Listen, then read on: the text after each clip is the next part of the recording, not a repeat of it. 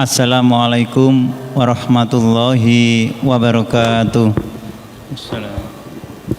Innal hamdalillah nahmaduhu wa nasta'inu wa nastaghfiruh wa na'udzu billahi min shururi anfusina wa min sayyiati a'malina may yahdihillahu fala mudhillalah wa may yudlil fala hadiyalah.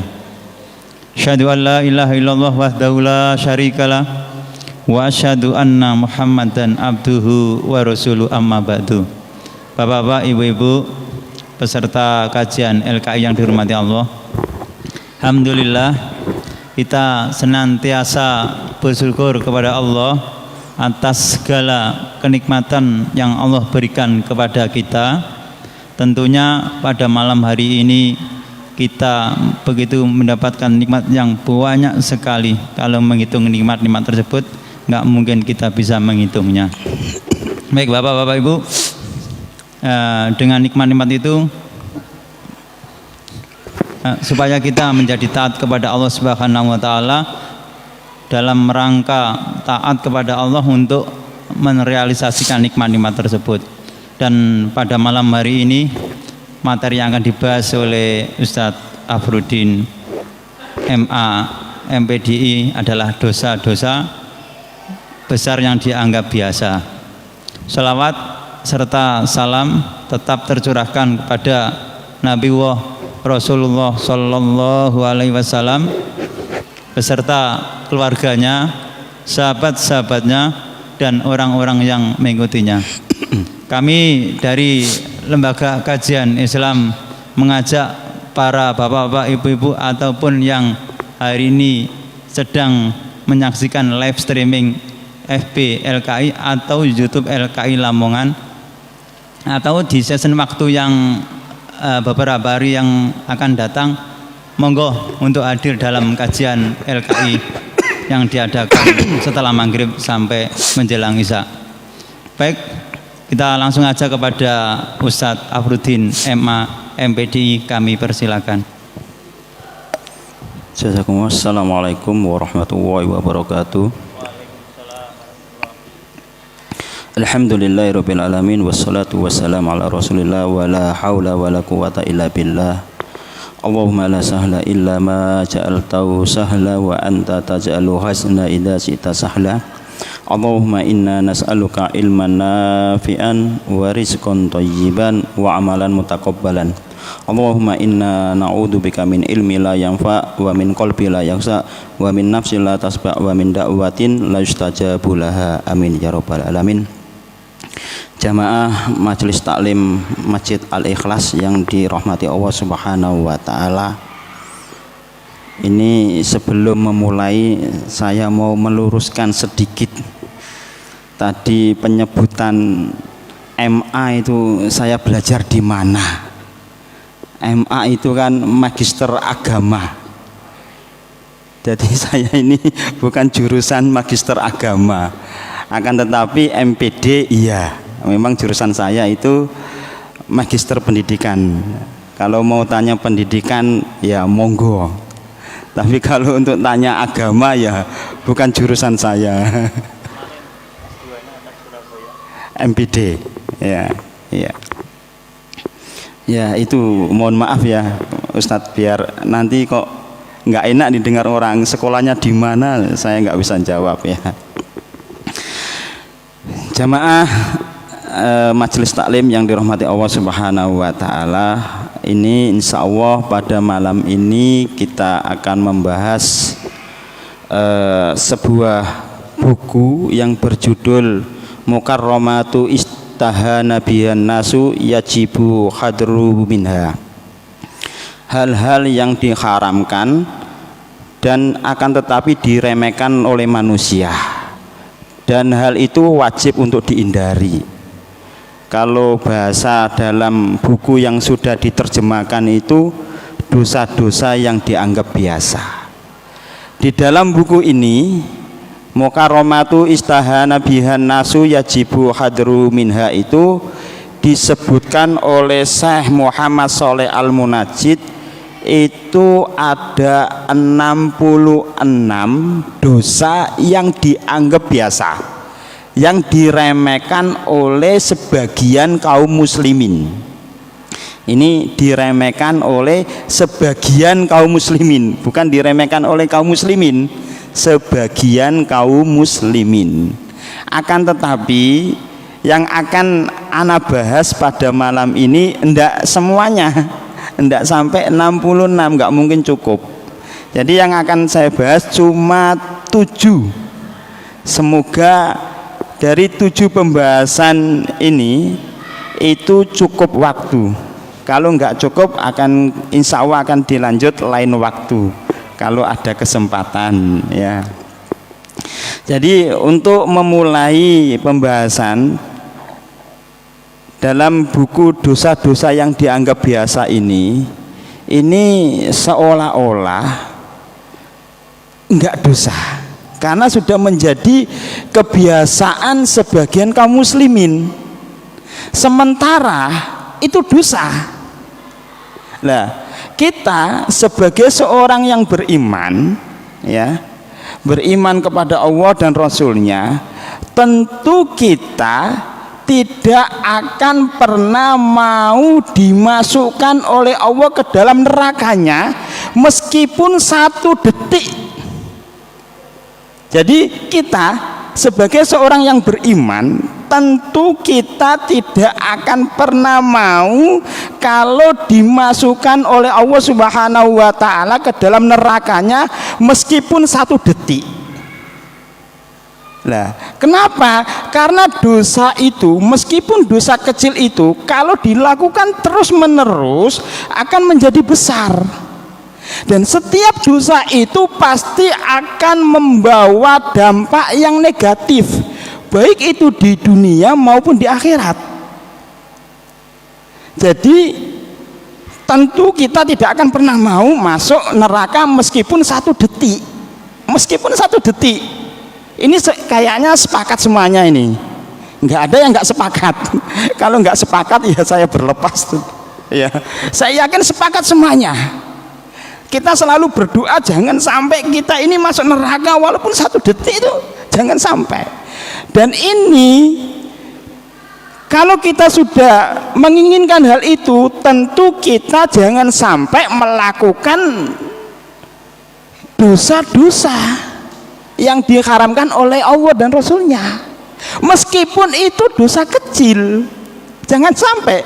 Kalau saya membuat ilustrasi itu kayak uang 1.000 itu kalau dikumpulkan terus menerus bisa jadi 100.000, bisa jadi 1 juta, bisa jadi 1 M, bahkan bisa jadi 1 triliun.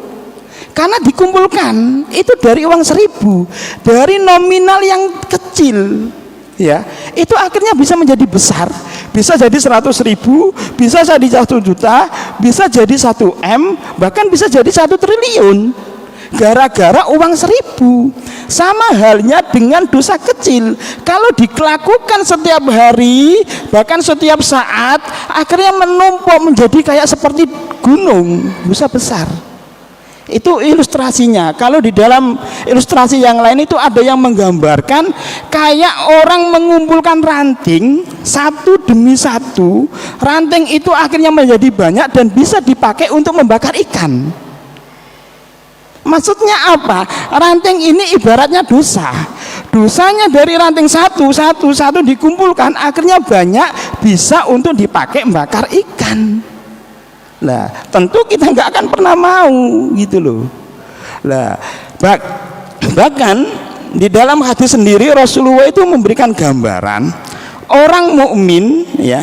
Kalau hadisnya itu innal mu'mina yaradunu bau ka'annau qa'idun tahta jabalin yakhafu ayyaqa alaihi wa innal fajira yaradunu bau kadubabin marra ala anfihi faqala bi hakadha faradau biyadihi. Jadi gini, sesungguhnya orang mukmin itu jikalau melihat dosanya itu seolah-olah orang mukmin ini, orang yang beriman ini duduk di bawah gunung, lalu gunung itu, orang mukmin ini khawatir gunung itu akan menjatuhi dia. Ini bagi orang yang beriman, menganggap kalau dia menganggap dosa itu seolah-olah dia duduk di bawah gunung, ya, dan gunung itu akan menjatuhi dia karena saking takutnya. Ini orang yang beriman loh ya, orang yang beriman saking takutnya. Akan tetapi bagi fajir, pendosa itu kalau yarodunubahu, dia di saat melihat dosanya itu seolah-olah kaduba bin mara ala anfihi, seolah-olah itu lalat yang menginggap di hidungnya, lalu dia mengusir dengan tangannya gini. Itu seperti itu bagi orang fajir, bagi orang pendosa. Beda. Jadi perbedaannya, orang mukmin wal fajir ini baina sumur baina sama wa sumur sat. Jadi perbedaannya ini, orang yang beriman tadi itu menganggap dosa itu, kalau orang yang beriman menganggapnya itu seolah-olah dia duduk di bawah gunung, tahtal jabali, ya, di bawah gunung, lalu gunung itu ya ini akan menjatuhi dia itu takutnya sampai seperti itu. Kalau orang fajir itu tadi menganggap dosa itu seolah-olah lalat yang mau menginggap di hidungnya lalu diusir. Gitu aja. Nah ini berarti perbedaannya baina sama wa sumur sat, ya, bukan sumur yang masih ada airnya, sumur sat, ya, sumur bur. Nah, seperti itu. Ini perbedaannya seperti itu. Jadi jangan sampai kita ini termasuk orang yang fajir, menganggap dosa itu biasa. Nah ini bahaya sekali, ya, wa yadubillah summa wa yadubillah. Ya, kalau tadi itu kalau dosa kecil, meskipun kecil, kalau dilakukan terus menerus akan menjadi besar dan bahkan bisa membinasakan. Ilustrasi yang saya buat tadi itu kayak ranting dikumpulkan satu, akhirnya banyak, bisa dipakai untuk bakar ikan, seperti itu. Jadi hati-hati betul, jangan sampai menganggap remeh, ya, menganggap remeh sebuah dosa walaupun dosa itu kecil. Ini jangan menganggap remeh walaupun dosa itu kecil. Jadi pada malam ini ada 7 pembahasan yang akan saya bahas. Yang pertama adalah ini dosa tapi sudah dianggap seperti biasa di kalangan sebagian kaum muslimin. Saya mengatakan sebagian kaum muslimin, bukan kaum muslimin, karena banyak kaum yang muslimin yang itu nggak menganggap biasa. Ini sebagian. Yang pertama, ya, bersumpah dengan selain nama Allah Subhanahu wa taala. Ini yang pertama. Yang kedua, masuk masjid sehabis makan bawang merah atau bawang putih atau bau yang tidak sedap. Nah, ini dosa tapi dianggap biasa, ya. Yang ketiga, menghutang dengan niatan tidak mau melunasi. Hutang tapi niatan nggak mau melunasi. Ini pun dianggap biasa bagi orang yang suka ngutang. Bagi orang yang suka ngutang loh, ya. Bukan orang yang suka menghutangi, tidak. Bagi orang yang suka menghutang. Keempat, mengintip atau melongok rumah orang tanpa izin. Ya, ini pun dianggap biasa. Mengintip atau melongok rumah orang tanpa izin. Nah, nanti akan kita jelaskan satu persatu. Yang kelima, berbisik-bisik 4 mata dan membiarkan kawan yang ketiga, ya, lagi bertiga tapi bisik-bisik berdua, satunya dibiarkan. Ini dosa tapi dianggap biasa. Ini dianggap biasa. Yang keenam, menyemir rambut dengan warna hitam, ya, ini juga dianggap biasa. Tapi insya Allah sekarang sudah banyak yang mulai mengerti. Tapi ya ini pun masih banyak yang nggak ngerti, seolah-olah itu nggak dosa, ya. Bahkan Ancamannya ngeri loh ya, yang menyemir rambut dengan warna hitam itu ancamannya ngeri ya, nggak bisa mencium bau surga gitu. Ini ngeri sekali ancamannya, nanti akan saya jelaskan insya Allah kalau waktunya sampai. Yang ketujuh, tidak cebok setelah buang air kecil atau buang air besar.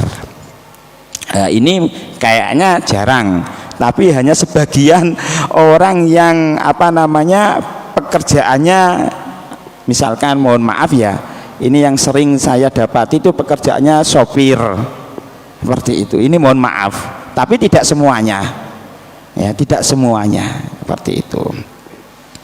Oke, kita akan bahas mulai satu persatu bersumpah dengan selain nama Allah Subhanahu wa taala.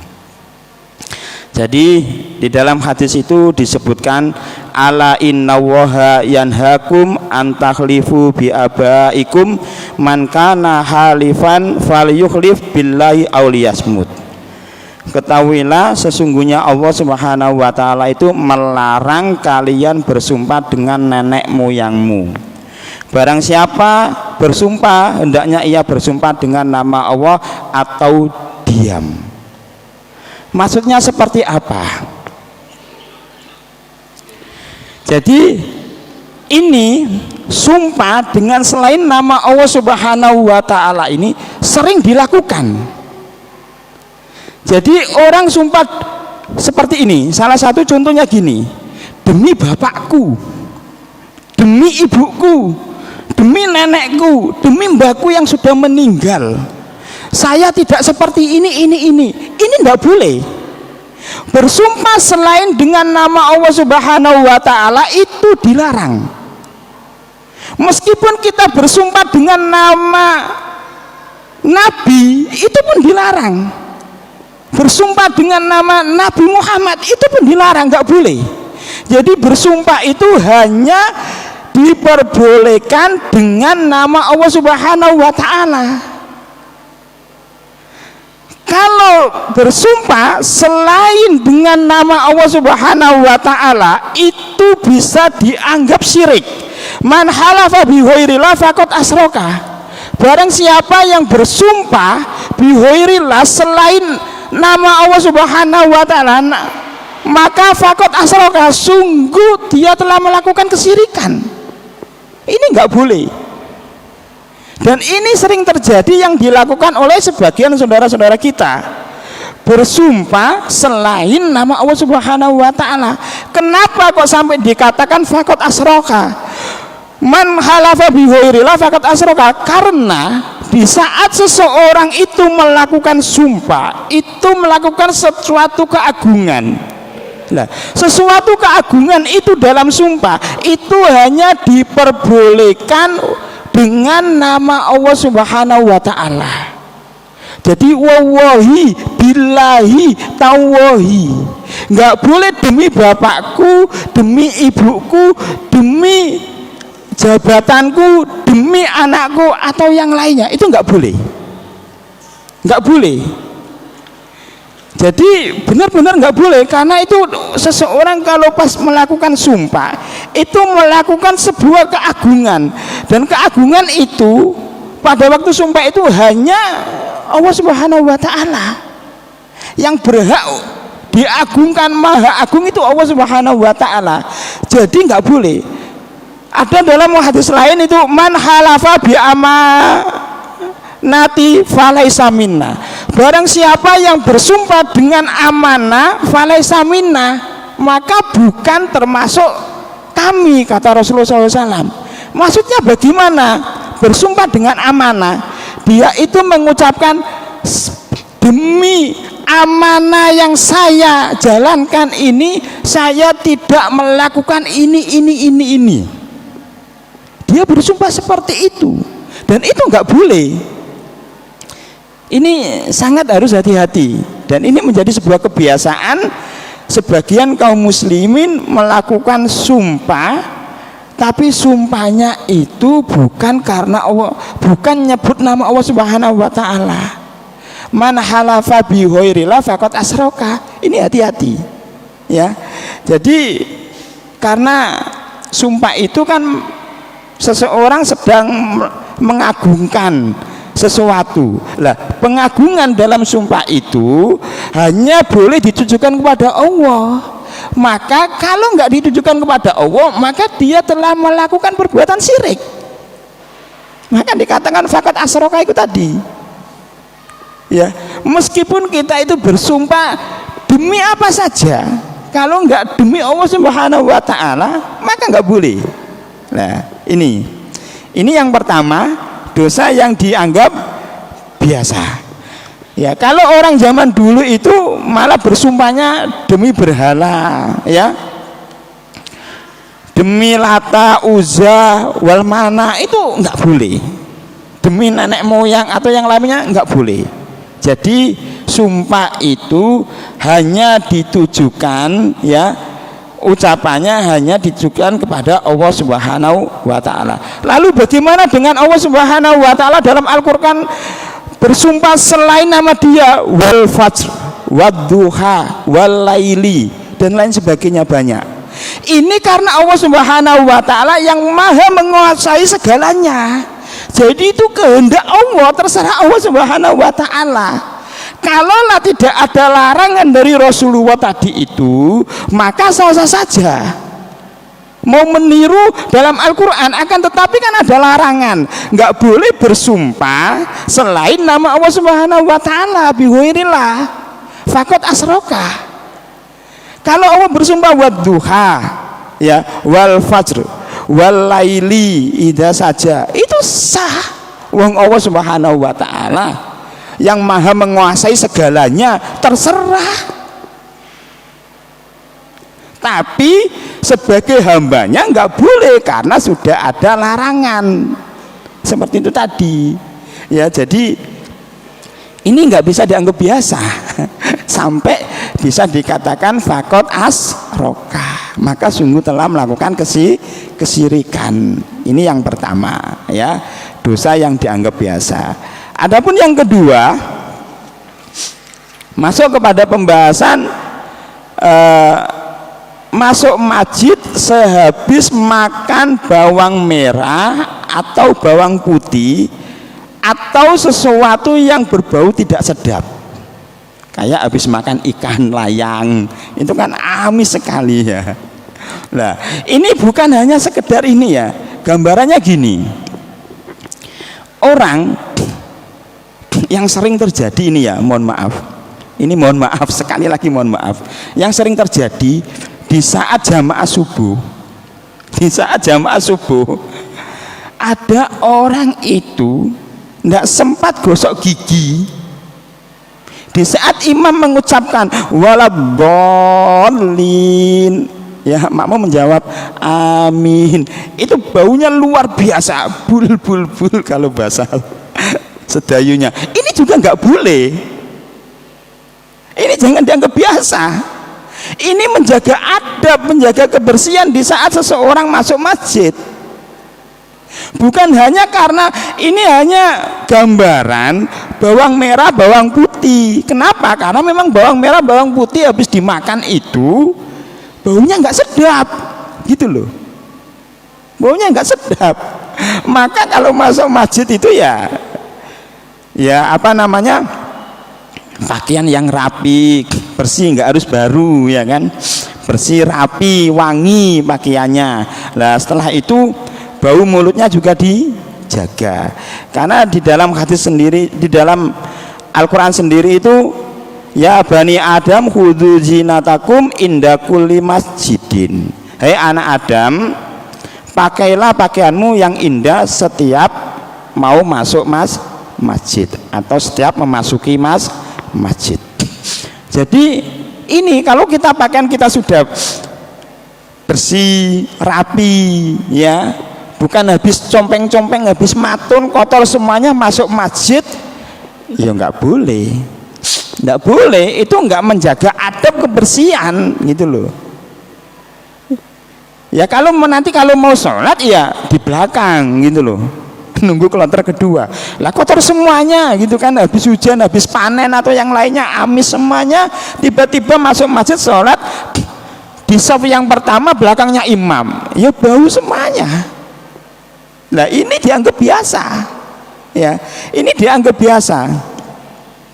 Padahal dalam hadis itu man akala sauman au basalan falya tazilna au qala falya tazil masjidana wal yaqut fi baiti. Barang siapa yang makan bawang putih atau bawang merah, hendaknya ia menjauhi kami. Atau yang lain mengatakan hendaknya ia menjauhi masjid kami dan diam di rumahnya. Ini nggak boleh. Nah, ini bukan semata-mata larangan makan bawang, tidak. Makan bawang boleh, nggak ada larangan. Bawang putih menyehatkan, bawang merah menyehatkan, nggak ada larangan, ya. Apalagi dimasak dulu ya bagus. Biasanya ini kalau orang India itu suka makan bawang bombay mentah dimakan, gitu. Dan di saat sholat itu, masya Allah, ya, habis makan bawang ya tahu sendiri lah baunya kayak apa gitu kan. Seperti itu, nggak sedap, itu nggak boleh. Baunya sangat nggak sedap, ya, seperti itu. Habis makan pete, baunya juga nggak sedap. Kan sering juga kita menjumpai orang lagi sholat menguap tanpa ditutup. Ini juga nggak boleh. Wong menguap itu ada aturannya, disuruh nutup. Kalau kita menguap kok mengucapkan ha, maka dohika setan, setannya tertawa, kan nggak boleh. Apalagi dalam sholat menguap nggak ditutup. Masya Allah, saya pernah pernah merasakan gitu loh. Jadi ini nggak boleh mengganggu. Kalau mengganggu orang yang di sampingnya, ini gimana? Kan dosa. Seperti itu. Apalagi kalau disengaja, ya seperti itu. Jadi gambarannya apa namanya? Intinya bau tidak sedap. Terutama pas sholat subuh diusahakan terlebih dahulu membersihkan gigi, gosok gigi. Terkadang ada orang yang ingin menjalankan sunnah Rasulullah SAW, setiap mau sholat pakai siwak, tetapi prakteknya tidak sesuai, malah menjijikkan orang lain. Ini mohon maaf, di saat imamnya sudah takbiratul ihram, Allahu Akbar, baru buka siwaknya gini, jangan gini. Lah ini kan yang di sampingnya juga kan jijik, habis itu langsung dimasukkan.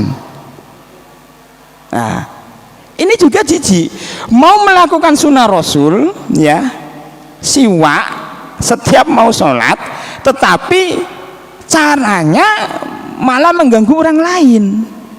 Ya di tempat wudhu dulu sana bersiwak gitu, pas di saat ini itu kan bagus, memang sunnah. Bukan pas di saat takbir baru mengambil siwaknya, baru digini-ginikan, ya, baru dimasukkan saku. Ini juga sangat mengganggu. Bagi orang yang jijian kayak saya, mohon maaf, ya sangat terganggu. Sangat terganggu. Ada orang sholat yang sering sendawa, dan itu baunya luar biasa. Kalau memang itu penyakit, ya enggak apa-apa. Tetapi kalau itu disengaja, terus, ya enggak boleh, dosa. Ini bukan hanya sekedar makan bawang merah atau bawang putih loh ya. Jadi harus benar hati-hati.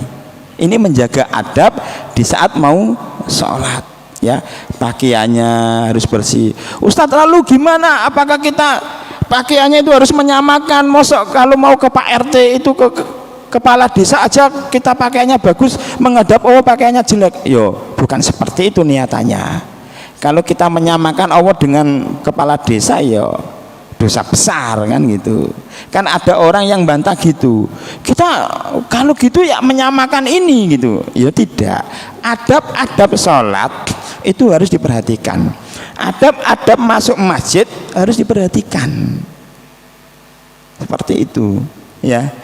Kalau bisa pakai minyak wangi ya pakai minyak wangi, kalau nggak bisa ya gimana lagi gitu loh. Yang penting rapi, nggak bau, ya kan, bukan habis matun kotor semuanya, bajunya masuk masjid ya kasihan yang tukang bersih-bersih kotor semuanya. Nah ini dianggap biasa sama sebagian kaum muslimin, ya.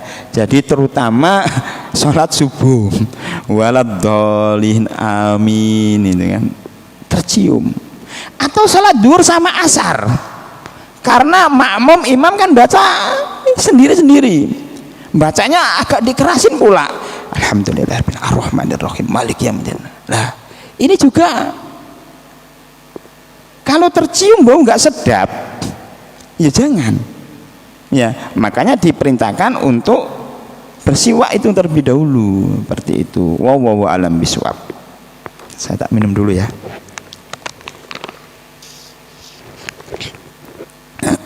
Yang ketiga, pembahasan yang ketiga adalah hutang dengan niat tidak mau membayar.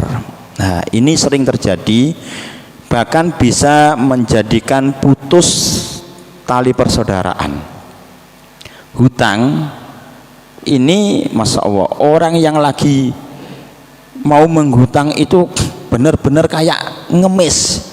Akhi tolong hutangin saya akhi, sedikit aja akhi, 1 bulan nanti saya lunasi, ini saya lagi kena musibah, merayunya luar biasa. Ya mungkin kita ini sering mengalami gitu ya, ada saudara kita yang lagi kena musibah, pinjam uang, pinjamnya itu merengek-rengek. Di saat waktu yang telah disepakati untuk melunasi hutangnya, diminta jawabannya apa? Segitu aja ditagih. Loh, kalau memang segitu ngapain kamu utang gitu loh. Bahkan akhirnya ditagih nggak mau bayar, nggak mau melunasi, persaudaraan, hubungan persaudaraan ini putus. Nah ini hati-hati, gara-gara utang. Nah ini larangan ya, dalam hadis itu man akhoda amwalan nasi yuridu adaha addawahu anhu wa man akhoda yuridu itlafaha atlafahu wahu. Barang siapa yang menghutang harta manusia dan ia ingin melunasi, niscaya Allah akan melunaskan hutangnya. Maksudnya dia niatan ingin melunasi, maka Allah akan mempermudah untuk dia bisa melunasi hutangnya.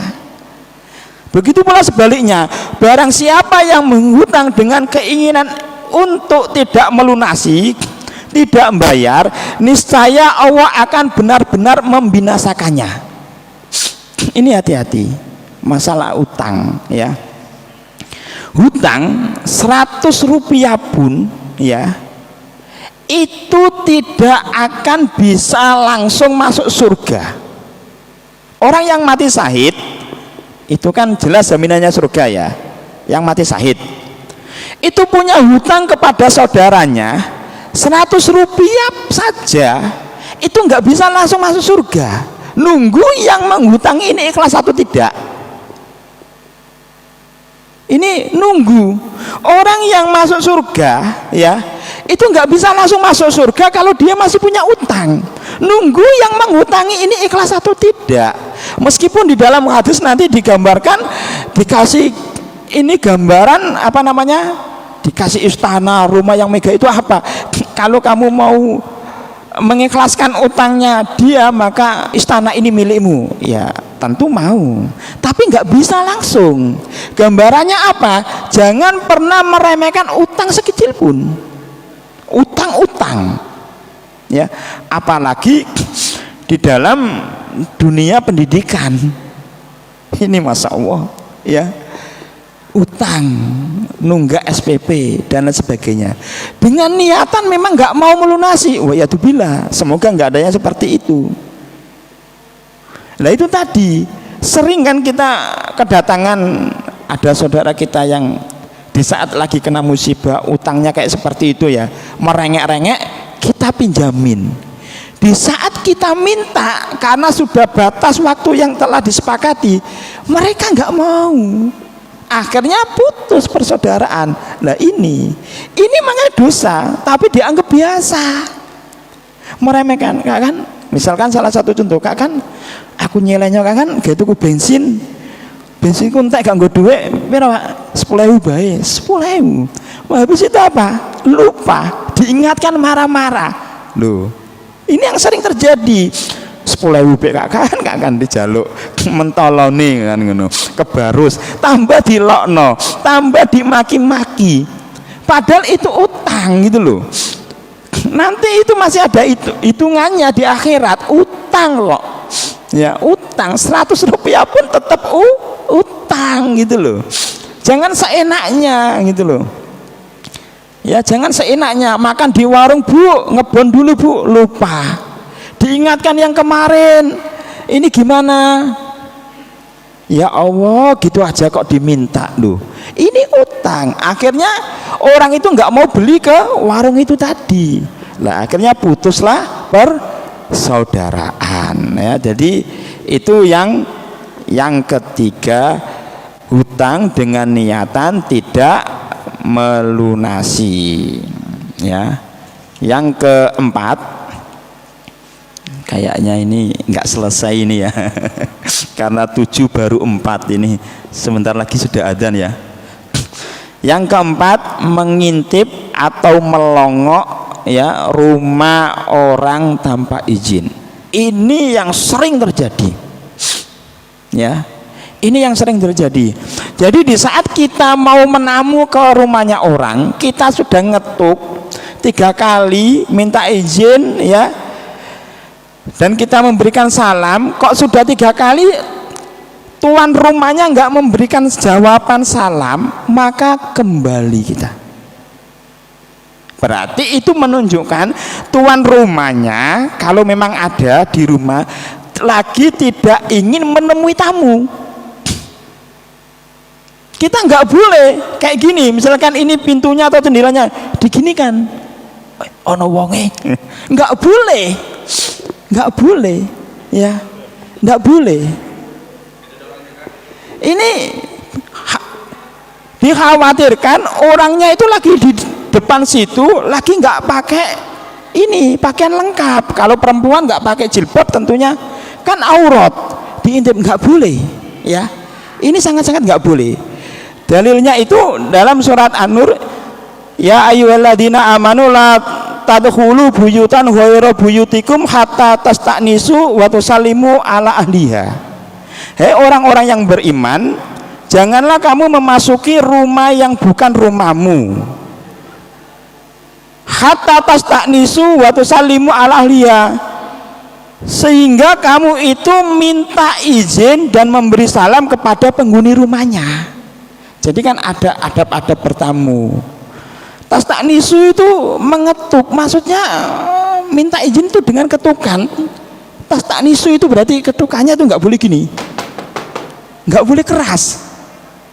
Jadi dengan ini pelan gitu loh. Assalamualaikum, nggak dengar, rumahnya tingkat, orangnya di atas. Waduh, makanya sekarang alternatifnya pakai bel, ting tong, assalamualaikum, yang dapat pahala belnya. Kan seperti itu. Ya itu nggak apa-apa, sah-sah saja, supaya mendengar ada tamu gitu loh. Untuk mempermudah. Kalau ada yang mudah ngapain dipersulit gitu loh. Seperti itu. Ya kalau diketok-ketok rumahnya tingkat tertutup semuanya sampai duer ya nggak dengar gitu loh. Sampai duer nggak dengar. Kalau ada bel ting ting seperti itu ya. Ini minta izin ya sampai 3 kali. Kalau nggak diizinkan, nggak ada balasan, balik. Nanti berapa menit lagi datang lagi nggak apa-apa. Atau kita lagi berdua, aku ping telu kamu belum, ya jangan gitu ya, jangan gitu, sama saja itu ya. Jangan ngakalin seperti itu. Lah bagaimana kalau dengan toko? Beda. Kalau toko itu nggak usah pakai salam. Beli air di Pak Budi, assalamualaikum Pak Budi, mau beli banyu. Nggak usah, wong itu sudah toko. Pak beli banyu, ada orangnya gitu kan. Sudah. Karena apa? Itu sudah, toko itu sudah diizinkan. Sejatinya sudah diizinkan. Kayak mau masuk mal-mal itu sudah diizinkan, nggak perlu assalamualaikum. Malah dianggap orang aneh. Mau masuk Indomaret ngetuk dulu, tok tok tok, assalamualaikum. Ya aneh gitu loh, karena itu sudah toko, nggak perlu izin. Tetapi kalau di rumah maka harus izin. Dan ini orang yang nggak izin ini nanti ada ini loh ya, apa namanya, di dalam hadis itu diperbolehkan matanya dicongkel. Bukan matanya dicongkel gini, tidak, nanti akan saya jelaskan ya. Inna majuila istadan min ajli basor, sesungguhnya diberlakukan meminta izin ketika masuk rumah orang lain adalah untuk menjaga penglihatan. Nah, supaya tadi enggak, ini saya pernah mengalami sendiri, Pak. Saya baru pindah rumah beberapa minggu, ada orang datang lewat belakang rumah saya lagi tiduran sama keluarga di pintu belakang karena anginnya kan enak gitu biar nggak pakai kipas. Ternyata dia langsung assalamualaikum Pak Afrudin. Ketragal semuanya, istri dan anak saya itu Masya Allah langsung. Ini kan bahaya gitu loh, nggak boleh. Dan itu saya ngalami sendiri. Nah ini dalam hadis lain, manit tola'a fi baiti qaumin bi ghairi idnihim faqad halalahum an yafqa'u. Barang siapa yang mengintip atau melongok rumah dengan tanpa izin, maka halal bagi mereka mencongkel matanya. Hadis sahih rawahul Muslim. Nggak boleh ini. Nah, maksudnya secara harfiah itu hadis ini diperbolehkan tindakan keras, bukan langsung congkel matanya gitu ya, buta nanti, nggak boleh ya. Maksudnya memberikan tindakan keras terhadap pelanggar privasi itu tadi, ya menegur. Namun banyak ya, ini ulama itu memahami maknanya sebagai bentuk peringatan keras, bukan izin mutlak untuk mencongkel matanya, tidak ya. Jangan diartikan apa adanya seperti itu. Kita ini seringnya itu memaknai suatu hadis apa adanya. Ya kadang-kala gini, ilustrasi saya itu beli mie ayam, ya kan, nggak mungkin mie sama ayam gitu kan. Ya tentu mie nya direbus dulu, ayamnya disembelih, dimasak, jadi mie ayam bisa dimakan gitu loh. Jadi nggak semata-mata langsung matanya dicongkel, enggak. Ini peringatan keras, larangan keras. Jangan sampai seenaknya mengintip rumah orang. Adab-adab itu kan, bertamu itu kan ada, ya kan, seperti itu. Bukan salah satu aurat loh ya. Kalau salah satu aurat itu dalam tafsirnya itu yang tinggal di dalam rumah, ya, yang tinggal di dalam rumah, bukan orang yang lagi bertamu. Adapun untuk yang bertamu ada adab-adabnya, ada waktunya. Kapan sih waktu bertamu? Kalau nggak mendesak, nggak keperluannya, nggak terlalu penting, ngapain bertamu jam 2 malam? Kan seperti itu. Ini kan tentu mengganggu orang waktu tidur, seperti itu. Ada adab-adabnya bertamu. Sudah dan 3 menit lagi ya. Jadi itu maknanya peringatan keras, bukan semata-mata langsung matanya boleh dicongkel ya, seperti itu. Yang kelima ini dosa dianggap biasa ini berbisik 4 mata dan membiarkan kawan ketiga. Ini saya izin minum dulu ya.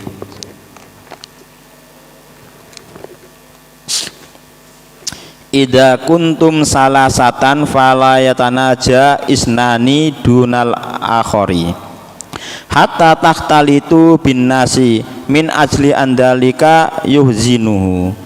Jika kalian sedang bertiga, maka janganlah 2 orang berbisik tanpa mengajak yang ketiga, sehingga kalian membaur dan dalam pergaulan dengan manusia, sebab yang demikian itu akan membuatnya sedih. Ini maksudnya apa?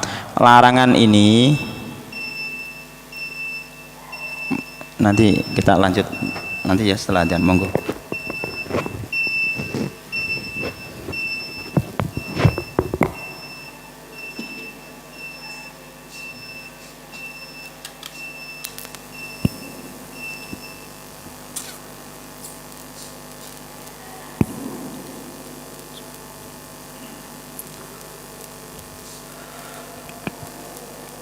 Allahu Akbar, Allahu Akbar, Allahu Akbar,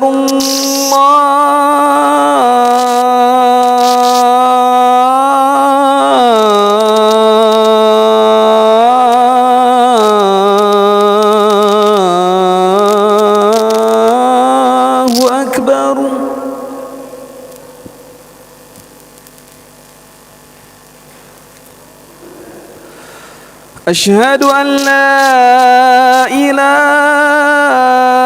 إلا الله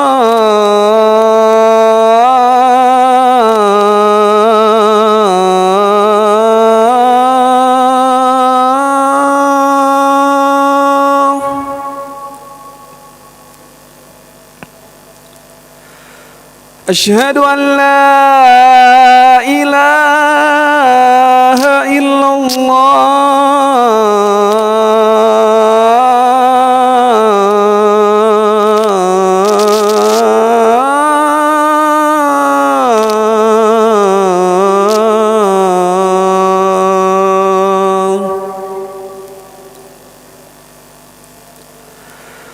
أشهد أن محمد رسول الله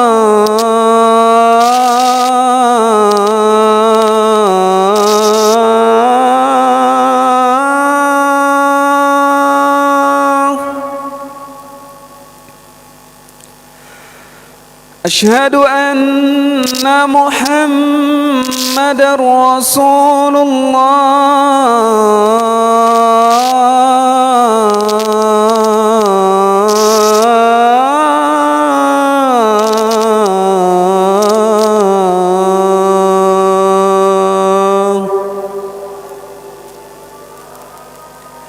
حي على الصلاة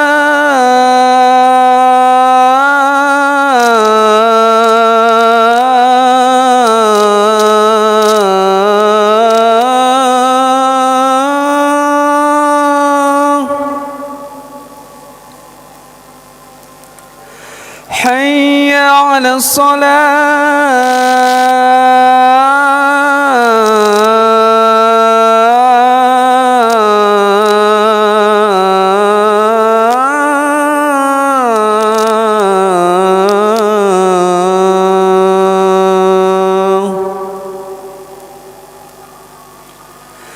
حي على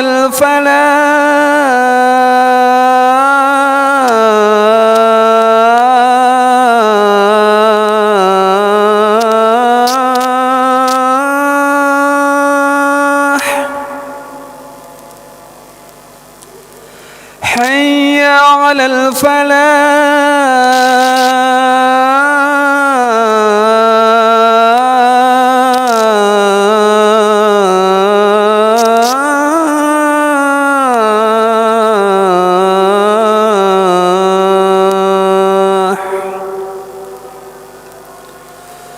الله أكبر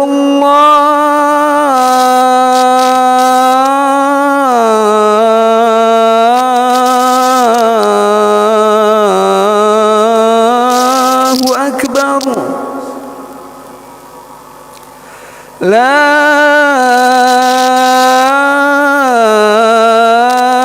إله إلا الله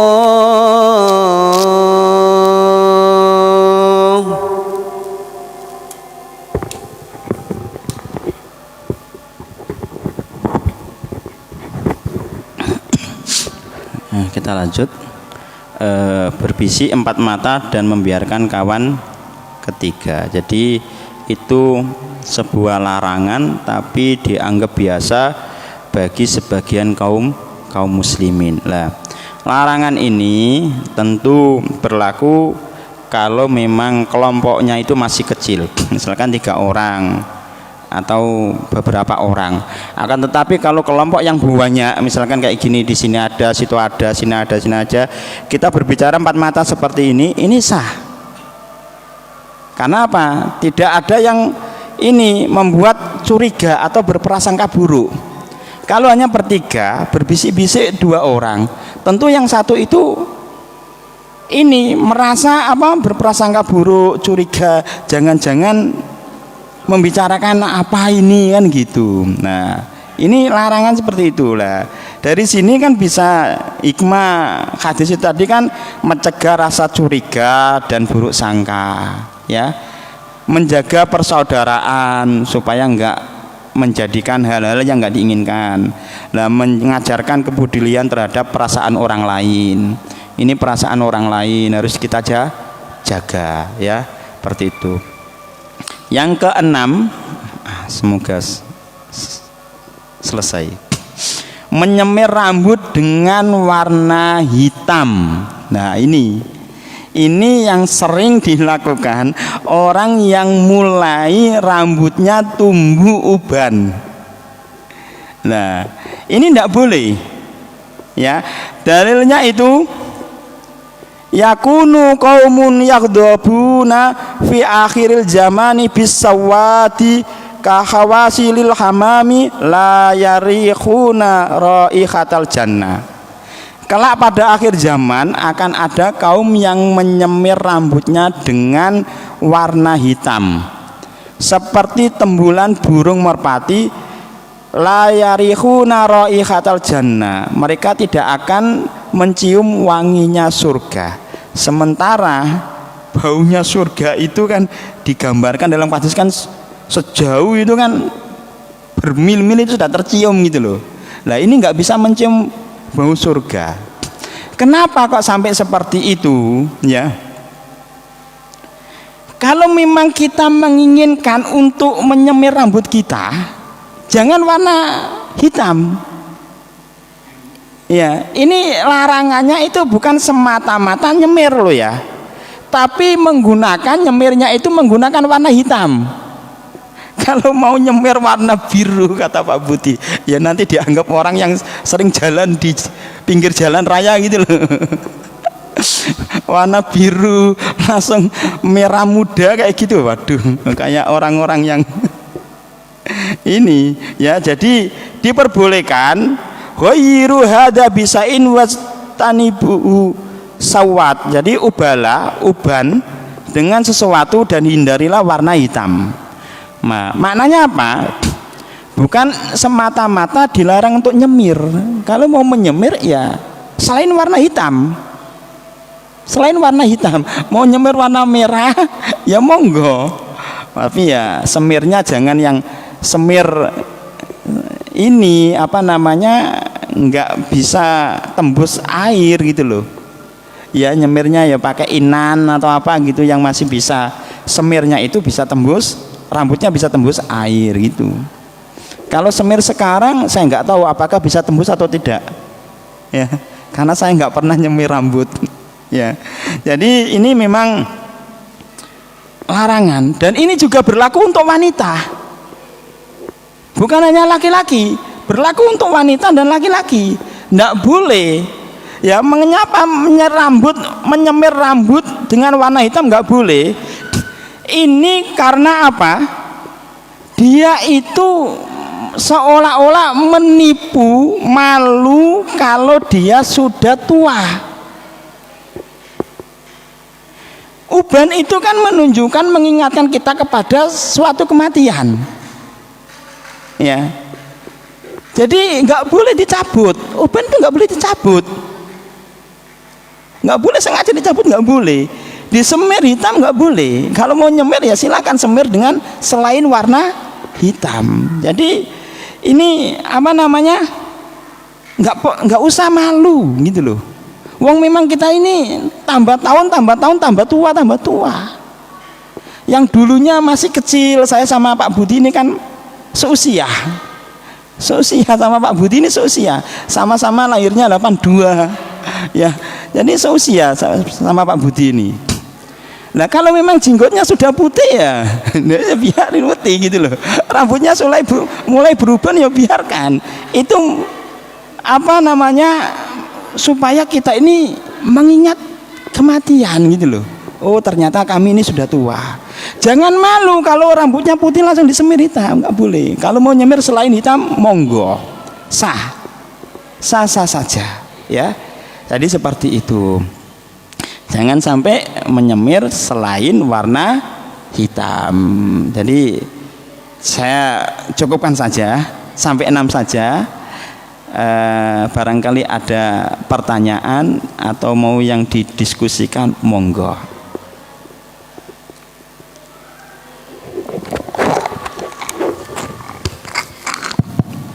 Ya, demikianlah kajian tentang dosa-dosa yang dianggap biasa, padahal dosa-dosa itu yang sering sebagian kita lakukan.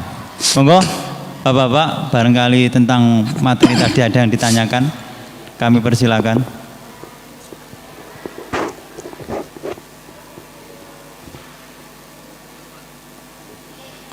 Nggih, monggo Pak Budi. Assalamualaikum warahmatullahi wabarakatuh. Waalaikumsalam warahmatullahi wabarakatuh. Dari keterangan tadi tentang larangan nyemir warna hitam,